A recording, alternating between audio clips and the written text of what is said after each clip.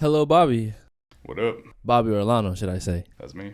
Perfect. And then, so kind of getting right into business, we're going to ask you a couple questions first, personalized, and then the next are going to be more fungal fantasy orientated. For sure. Are you ready? Yeah, man. Let's get it. It's going to be fun. Yep, So let me just start off with your DJing career. How did you get into DJing? Where did it start from? Tell me, who is Bobby Orellano? Yeah, so I started DJing like a year ago when I actually first moved down to San Diego. I was just DJing off the laptop actually on the DJ app. So I was like, doing the transitions on like the keyboards, and I've always had like really solid taste in music. I've always known that. And I think when I first started DJing, it actually like kind of pissed me off in a way, because I was like, dude, why haven't I been doing this for like ever?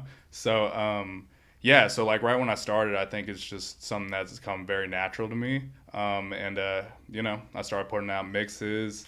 It only took me I think 3 months to get my first gig, and my first gig went really, really well. It was a lot of fun, and ever since then, I knew that I could really do it, and it's something that I'm super passionate about. So here we are. Speaking about mixes, I've seen the Bobby O show. There's been so many episodes. Can you tell me how the schedule works? How many are there?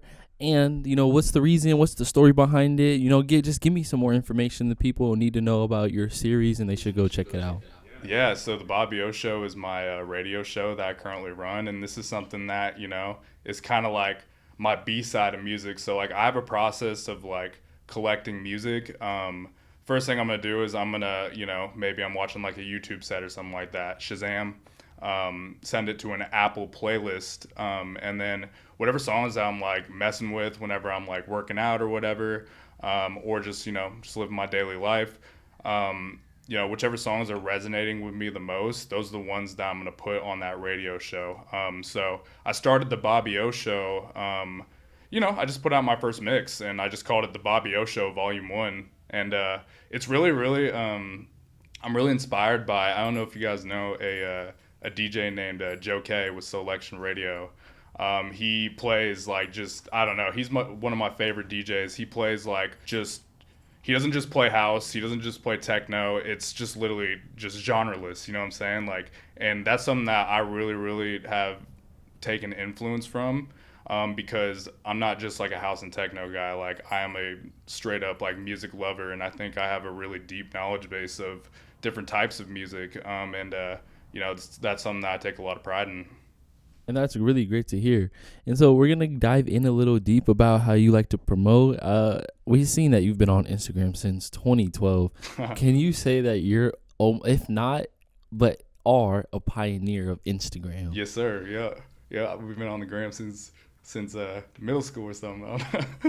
I don't know, man. See, we're digging deep. And, for the people that don't know, do you know off the top of your head how many posts you have? No, I don't. Somewhere probably Can I tell you? 300 or 400. To tell the people, you're at 408 posts. Yeah, you're very close. And so looking a little bit into your background, we're going to go back, way back in the past to baby Bobby. We've seen, some throwback photos in there. Can you tell us, the green hair, was it a statement? Bro. Was this a phase? The people want to know. That was just the swag at the time, you know what I'm saying? I think I was in 4th grade. I was on some skater vibes. I had really long hair, all the way down to my shoulders. I remember it wasn't actually I didn't actually permanently dye it. It was just spray, one of those spray cans, you know what I mean? Sweet. So I rocked that shit to Disneyland. I had that. I remember that too. I had the Element sweater as well.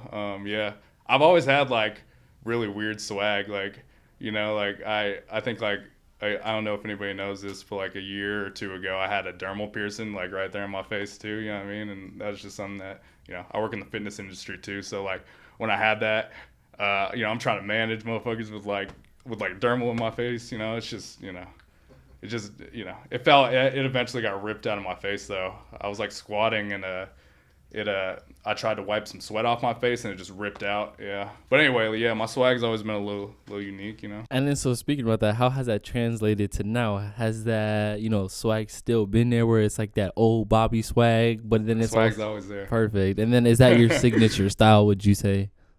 Nah, like it's not necessarily like the swag isn't necessarily like a clothing thing. It's more just my personality and the way that I move and just like who I am. Like I've always been somebody who's like really really confident. Although like sometimes like I do get a little like anxious, socially. I think it happens to everybody, but one thing about me for sure, I've never been afraid. I've never been afraid. And then we've also seen, how can you tell me about, your life growing up in the early ages? We've seen that you even tampered with football. How has that Yeah. translated, into your life story to where you've got it now? So yeah, growing up, I was always just like super duper obsessed with football. I started playing football because my grandpa was actually a longtime high school football coach at University High School in LA. And yeah, I mean, he kind of just set that for me. I always wanted to follow in his footsteps and become a football coach one day. And football was something that I was like deeply passionate about. I loved it so much. And I was a good athlete back in high school and in college. I just had really bad grades, really bad student. But, the older that I've gotten, the more that I've learned that like, your grades don't necessarily, especially in school, don't determine how intelligent you are. I am extremely emotionally intelligent, so I'm kind of, now that I'm an adult, I can kind of get in my bag in terms of like, chasing stuff that I'm passionate about and being great at those things. And it's set out to be, it's made me happy. That's really great to hear. And when you're not on stage ripping the fucking decks up, what are you doing on your off time? We see hiking. Can you tell us a little bit about what does Bobby or ORELLANO do? Well, I don't do a lot of hiking right now, but back when I lived in Palm Springs, Palm Desert area, I was really like super obsessed with hiking during the pandemic. Yeah, I have like a really really obsessive personality. Like I get like, for example, super obsessed with football. Then after I was done with that, super obsessed with hiking during the pandemic. I think there was one year where, because after I was done playing football, I was like really obese. Like I was like, I was big and strong, but I was like 330 pounds. So, once the pandemic happened, the gym shut down. I started working at the gym. And then I started getting really, really like super ultra like hyper obsessed with my diet and going on hikes. And I think I like recorded every single day that I worked out on a calendar, and I tallied everything up like towards the end of the year.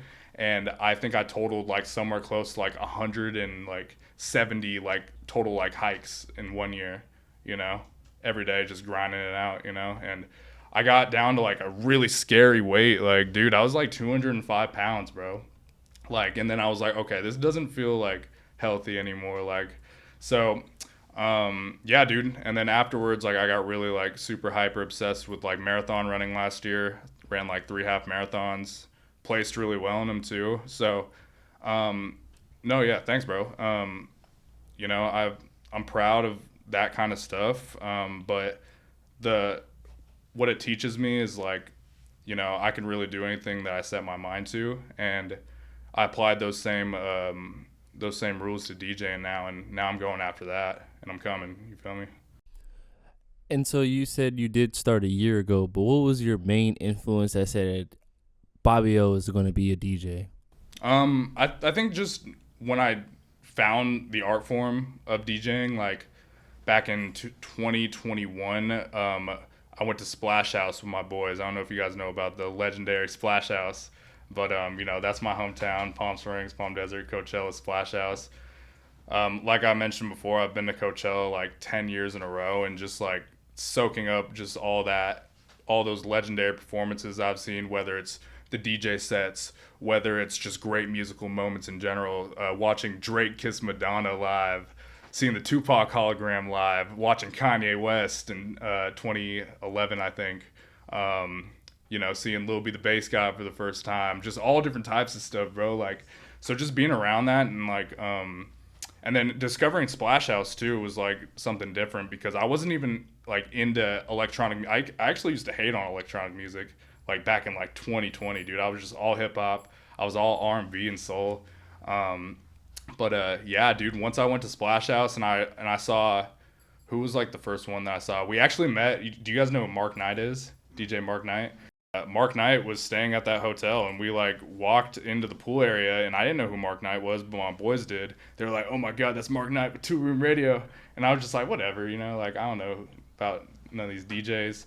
We talked to him. We told him to do like this like little like wrist flick thing that we thought was funny. Yeah, just flick the wrist. You know what I mean? Like if you see us out in the crowd, flick the wrist at us, Mark. And what do you know? Like, we get to a set. He points at us and he starts flicking his wrist and he just starts rinsing some like crazy ass track, bro. And I was just like, man, like this is it right here. And then like I think a year later I saw Diplo headlined at that, and he threw down like just a ridiculous performance. He's like, he's just like the godfather for real, Diplo. And Channel Tress, who is like somebody who I'm like seriously like influenced by. It's one of my favorite DJs, Channel Tress. So, dude, I can go on and on about it, but that's kind of where the passion came from.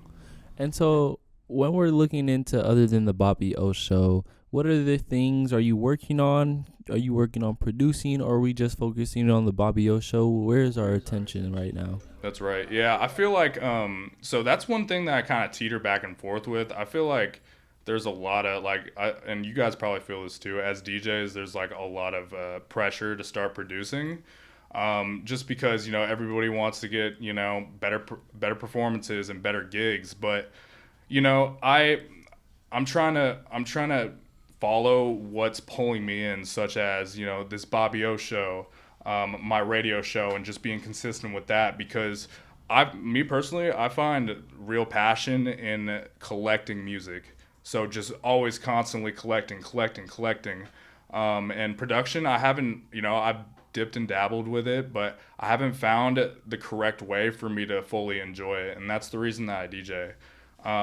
Not to say that like I'm not gonna get into production ever, but what I am saying is I try to follow what feels right for me, and I think naturally, like as an artist, I think at some point, like, and it's already starting, I'm gonna have to start producing, because if I'm somebody who really really loves music, and I definitely want to make my own music at some point and put my piece out there. You know what I'm saying? But yeah, I try to follow what feels like natural to me, and that's not the only way like path to success for DJing. You don't just have to produce. Like you can pop off on YouTube, or you could pop off on your SoundCloud mixes, whatever it is.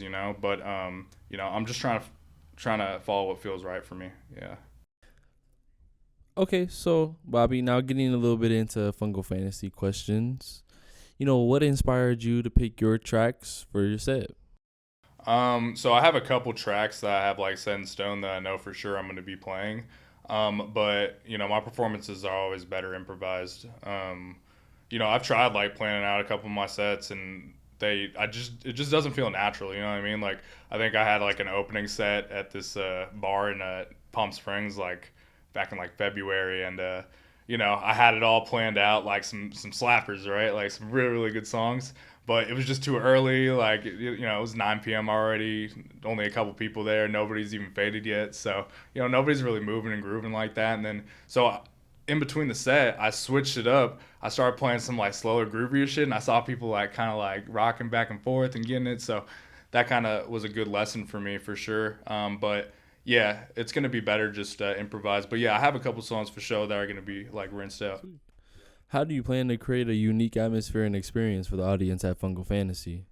Just making sure that instead of overthinking and not having fun, just making sure that I'm going out there and making sure that I'm having fun. I think that's the most important part. I think like as DJs we can like get like a little bit too in our heads about like, especially like being brand new, like I still get nervous before sets, and I'm trying to get to the point to where like I don't get nervous before sets anymore, and once that comes, I'm gonna be performing so good, and like even when I am nervous, like I can perform under pressure. But yeah, I think it's just super important to make sure that I'm projecting the right vibe going in there and setting the tone. And are there any special moments or surprises that attendees can look forward to during your set? Some good songs, yeah, some good songs, some good energy, just bringing that vibe that I always do to every single set. I feel like I'm basically undefeated on the deck so far in my short-lived career, so I'm gonna keep that up the 21st. Sweet. Is there any message that you want people to take away from your set? Yeah, I would say, just that they had fun. I want people to go out. I want people to actually enjoy my set, and be like, try to Shazam the song and then be like, oh, we can't find it. You know what I mean? So yeah, I have a lot of stuff that like is unreleased and like off of like random like DJ pools, and like I just want people to understand that like, I really am passionate about the music that I'm putting out, and I'm not just gonna play anything. Everything that is uploaded into my USB is stuff that like has really moved me before, and I know that if it moves me, then it'll move everybody else. So yeah, I have that like trust in like my intuition when it comes to like knowing if a song is gonna do well on the dance floor. I mean, that's really great to hear, and for you to, I guess you can say, take your time out to really, pick out these songs, as you say, and then to take these people's emotions in opinion, which is really nice, than going up there and doing your own thing, you can say. Well, with our final and last question, are there any special shout-outs or dedications you like to make in anticipation for your Fungal Fantasy set? Yeah, dude. Shout out to my mom, always, love her. She's beautiful. Shout out to my dad, too. Shout out to my sister, love them, too. Shout out to all my DJ homies down in San Diego, all the Bungalow boys. We had like a nice little like 5-minute conversation, and, it turned into, us doing this interview now, and you invited me down. So I appreciate you guys. And what you told me earlier about like the connection between like Connect SD, like that, stuff like that makes me really happy that, I can impact this event in a way. So that's something that like really, really, I think it's just, it's all about respect. It's all about the connections that you make with all these people, you know what I mean? Whenever I go out and I view the homies and go support their DJ sets, I'm listening, because they want to be heard, and I'm here to listen. Well, thank you, Bobby ORELLANO, or Bobbio, as we should say. My guy. Shout out. You. Shout out Can't to Lil wait B, to too, my favorite rapper.